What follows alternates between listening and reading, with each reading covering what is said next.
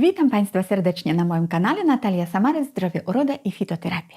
Dziś odpowiem od razu na 3 pytania, które Państwo zadawaliście w odpowiedź na moją prośbę o podanie tematów, które Was interesują. I to będzie Helicobacter pylori, stany zapalne na śluzówce żołądka oraz wrzody żołądka.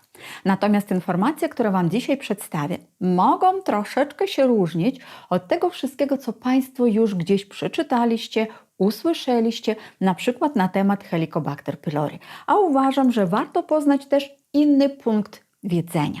Także zapraszam Was do dyskusji, co Wy na ten temat myślicie. Oczywiście też zachęcam do subskrypcji mojego kanału. Na pewno słyszeliście Państwo o takiej bakterii jak Helicobacter pylori. I na pewno też wiecie, że jest ogromna ilość badań, które potwierdzają, że bakteria ta wywołuje bardzo mocne stany zapalne w układzie pokarmowym, że nieleczona może doprowadzić do wrzodów żołądka, a nawet do stanów nowotworowych. Ja sama kiedyś, może tak z 10-12 lat temu, byłam na konferencji medycznej w Izraelu i tam była przedstawiona też teoria, że możliwe, że to Helicobacter pylori jest też odpowiedzialna za tworzenie się kamieni w woreczku żółciowym.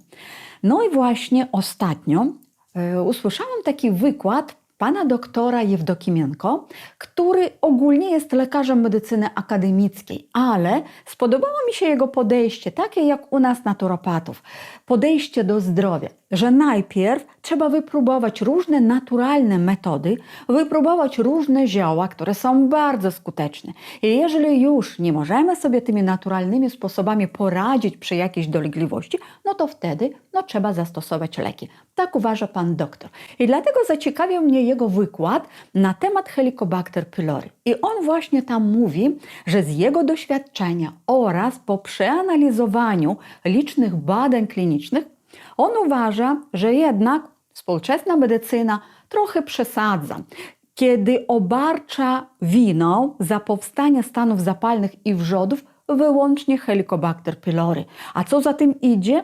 Odpowiedni sposób leczenia, który nie zawsze jest skuteczny.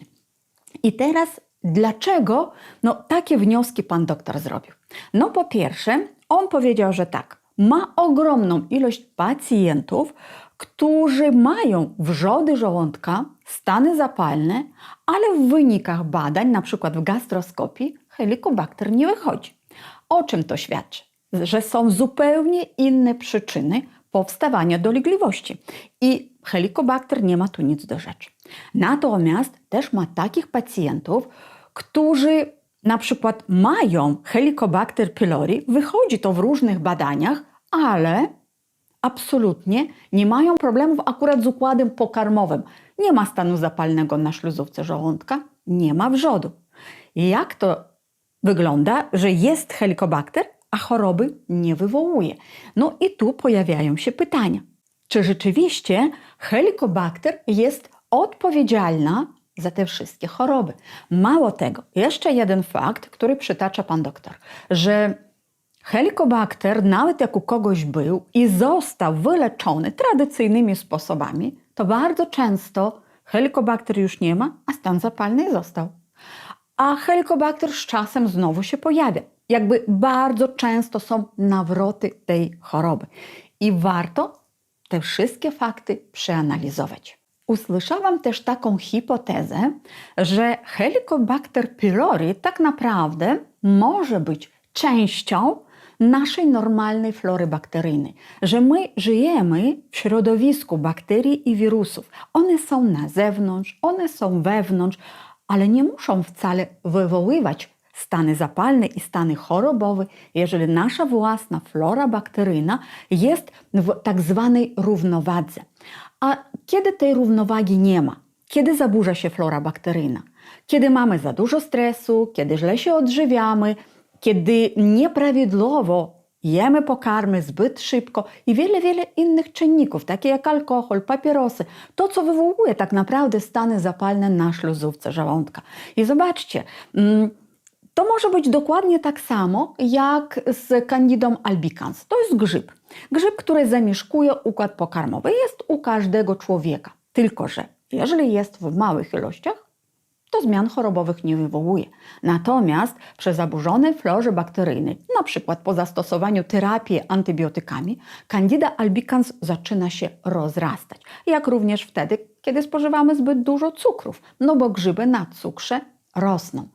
I możliwe, że ta teoria ma miejsce, bo Helicobacter też może w małych ilościach nie wywoływać stany zapalne, tylko przy zaburzonej florze bakteryjnej może się rozrastać i może nie jest winowajcą stanów zapalnych, tylko nasila te dolegliwości, kiedy już się pojawiły.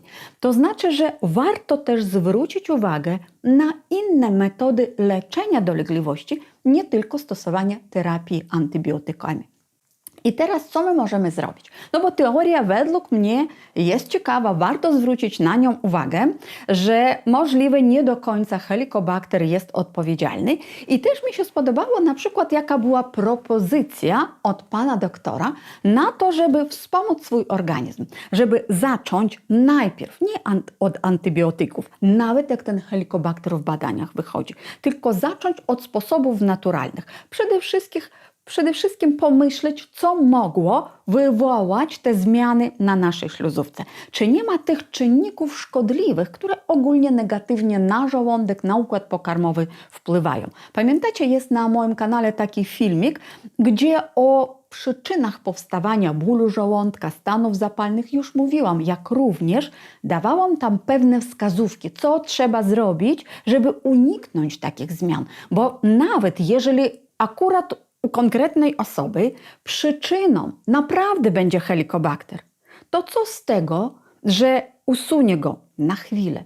I jeżeli dodatkowo będzie źle się odżywiał, dostarczał różne toksyny z pożywieniem, no to jasne, że problem wróci.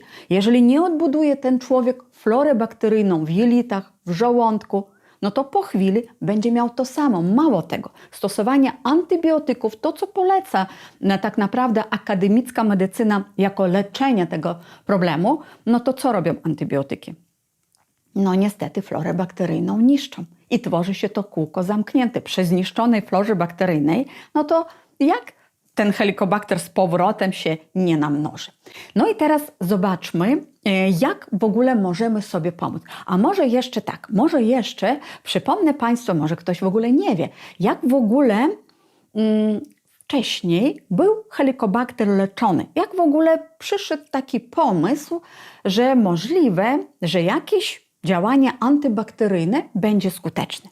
Tak naprawdę jeszcze chyba 50. lub 60. latach zeszłego stulecia pewien lekarz, który zajmował się leczeniem osób chorych na choroby weneryczne i zauważył, że osoby, które mieli takiego pasożyta o nazwie rzęsistek, to jest pasożyt, który przekazuje się drogą płciową, jak on podawał im pewien lek o działaniu bakteriobójczym i o działaniu antypasożytniczym, taki, który działa na pierwotniaki, to okazywało się, że te osoby, które dodatkowo miały stany zapalne żołądka, nagle pozbyły się problemu.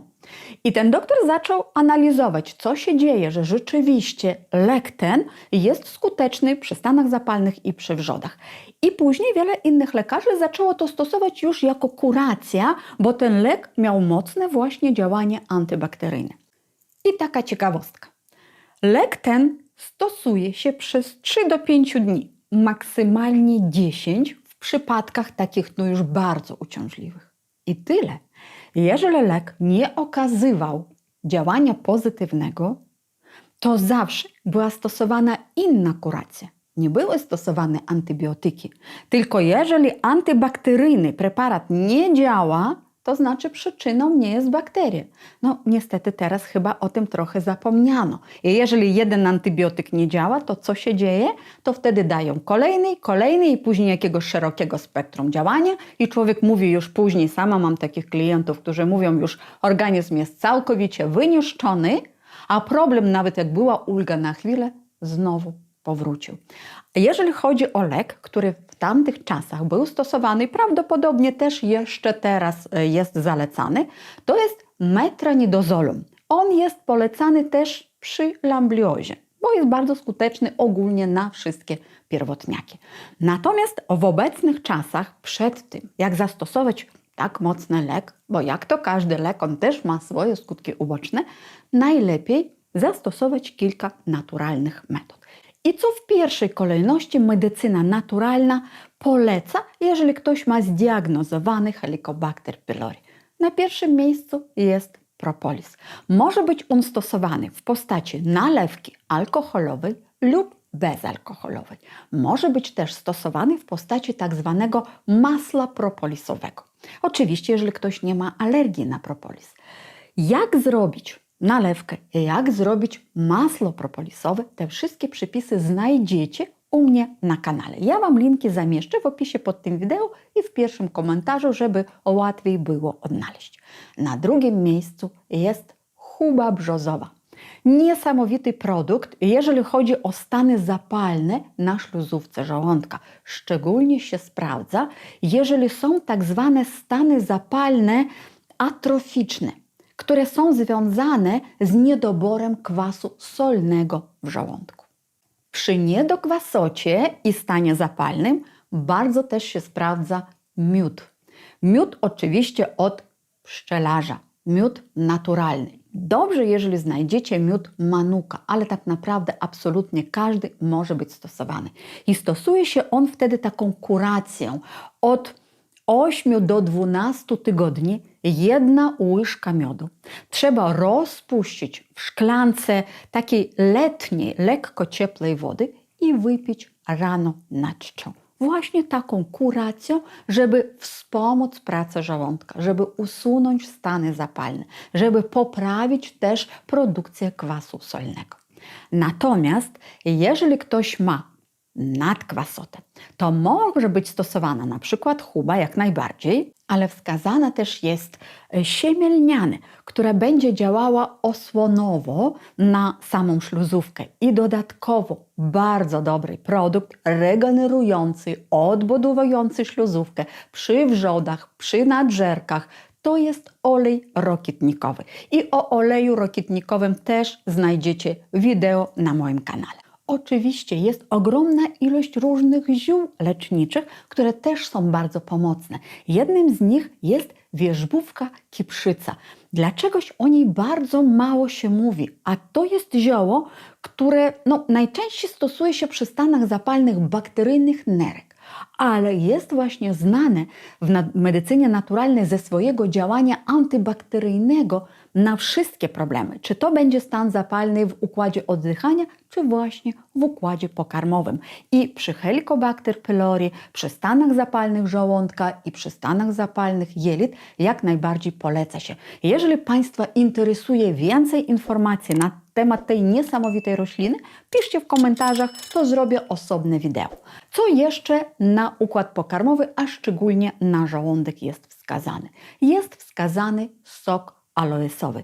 Można samemu w domu przyrządzić sok z miąższu aloesu. Pamiętajmy, że z miąższu trzeba zeskrobać bardzo dokładnie. Nie milimy w blenderze, bo czasami ludzie tak robią razem z liśćmi, dlatego że liście zawierają aloinę. Aloina działa drażniąco na śluzówkę żołądka. Czasami jest wykorzystywana w niektórych preparatach, takich nawet naturalnych, jeżeli ktoś ma zaparcie i trzeba podrażnić to jelito, żeby wywołać te ruchy perystaltyczne, żeby człowiek lepiej się wypróżniał. Ale w tej sytuacji, kiedy ktoś ma stan zapalny na śluzówce żołądka, wrzody, nadżerki, to trzeba wybierać sok gotowy, bez aloiny, albo przyrządzając w domu, stosować tylko i wyłącznie miąższ.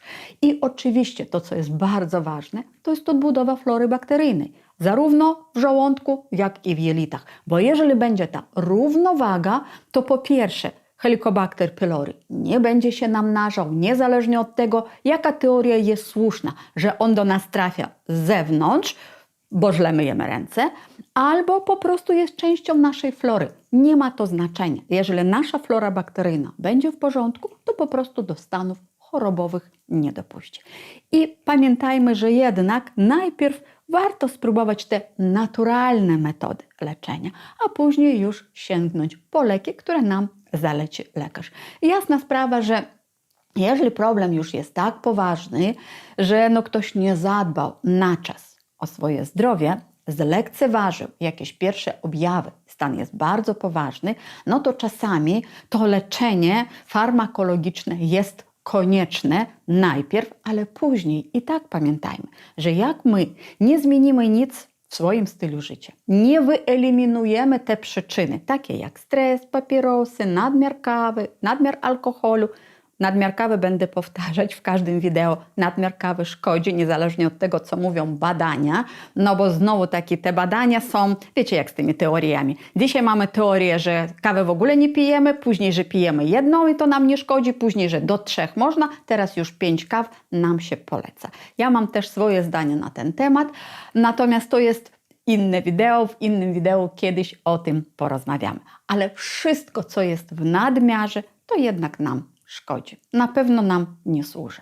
A ja życzę Państwu, żebyśmy patrzyli na różne teorie, ale przede wszystkim obserwowaliśmy swój własny organizm. I wtedy będziemy wiedzieć, co nam służy, a co niekoniecznie. A ja życzę Państwu dużo zdrowia i do zobaczenia w kolejnych nagraniach.